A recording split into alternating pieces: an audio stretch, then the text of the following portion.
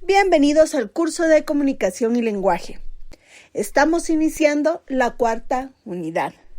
Nuestro primer tema es la literatura guatemalteca de 1954 a 1980. En 1954, cuando el proceso democrático establecido por la Revolución en 1944 fue interrumpido repentinamente y bruscamente, los escritores se enfrentaron a una crisis.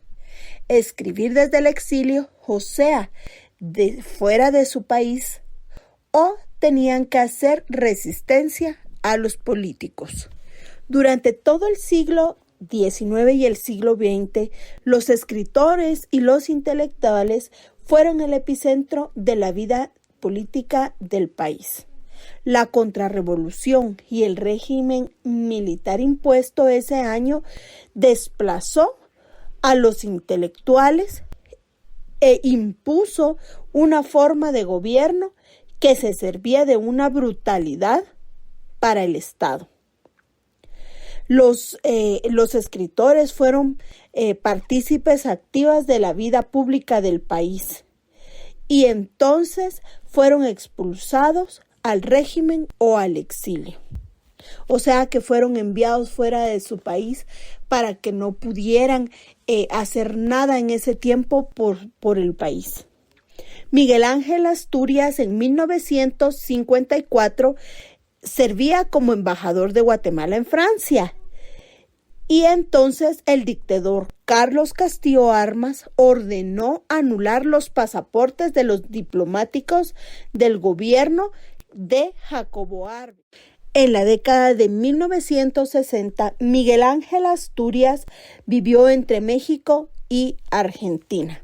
En ese tiempo, él escribió dos de sus obras más relevantes, Los ojos de los enterrados en 1960 y Mulata de Tal en 1963. El hecho más importante de la vida literaria de Miguel Ángel Asturias fue el Premio Nobel de Literatura que recibió en 1967.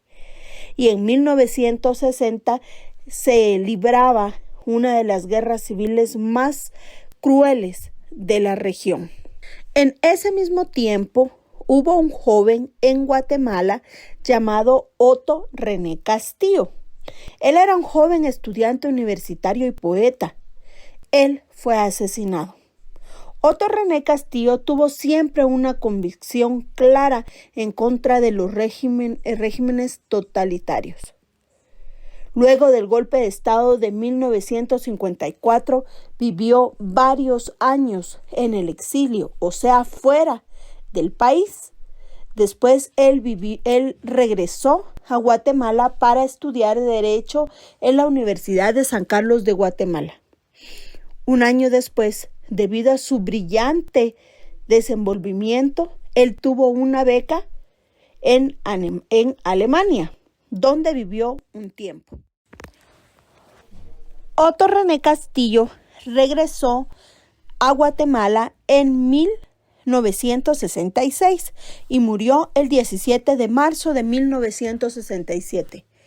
Como pregunta de video, le dejo cómo fue que murió Otto René Castillo. Él escribió uno de los poemas más emblemáticos de la época, probablemente el que sonó más en el siglo XX. Su nombre es Vámonos, patria, a caminar. Vámonos, patria, a caminar. Yo te acompaño. Yo bajaré los abismos que me digas. Yo me quedaré ciego para que tengas ojos. Yo me quedaré sin voz para que tú cantes. Yo he de morir para que tú no mueras. Para que emerja tu rostro flameado al horizonte de cada flor que nazca de mis huesos. Tiene que ser así, indiscutiblemente. Otto René Castillo. Para los gobiernos estadounidenses, toda Latinoamérica representó un territorio cuyos recursos debían ser explotados para nutrir el poder de ellos e influenciar en el mundo. Para alcanzar estos intereses se aliaron con los países y colaboraron para que se hicieran más largas las dictaduras militares, para que mantuvieran el orden, y cualquier posibilidad democrática quedó prohibida. Las tensiones acumuladas por el proceso de militarización del gobierno, o sea que los militares eran los que dirigían, hizo que en 1960 se iniciara una guerra civil entre el gobierno y los movimientos insurgentes. Una guerra que duró 36 años y dejó más de 2,000 víctimas. Fue un largo periodo de crisis que dejó repercusiones profundas en la sociedad guatemalteca. El proceso terminó en 1996 con la firma de los acuerdos de paz entre el gobierno y la guerrilla. Sin embargo, la desigualdad, la pobreza, las limitaciones y la ausencia del Estado en la protección de la población sigue igual. Los autores de esa época, a pesar de estar en represión, aprovecharon las pocas oportunidades para continuar con la producción literaria e intelectual.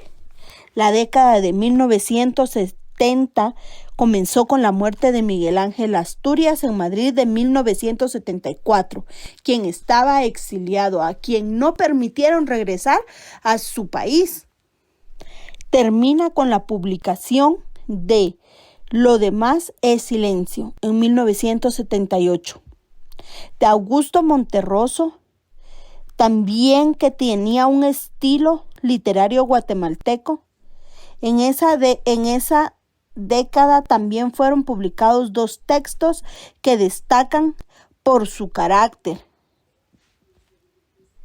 La patria del criollo, de Severo Martínez Peláez, y la novela Los compañeros, de Marco Antonio Flores, quienes relatan los sucesos tan crueles y devastadores que sufrió en ese tiempo Guatemala. Cabe mencionar que cualquier persona en ese tiempo que fuera intelectual, escritor o una eminencia era exiliado o moría en esta guerra o era desaparecido. Fue un tiempo muy duro para Guatemala, donde los escritores fueron callados.